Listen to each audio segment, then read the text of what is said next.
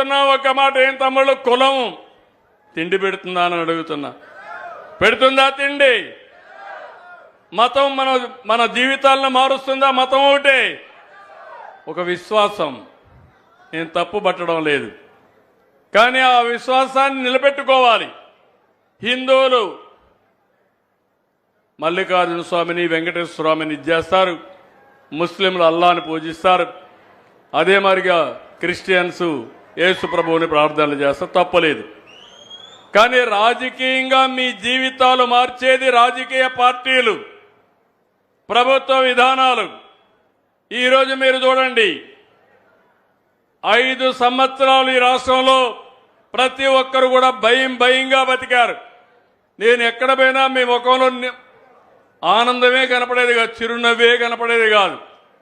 ఇప్పుడు ఎవరిలో చూసినా స్వాతంత్రం వస్తే ఎంత ఆనందంగా ఉంటారో అంత ఆనందంగా ఉన్నారు మీరందరూ. అవునా కాదా అని అడుగుతున్నా.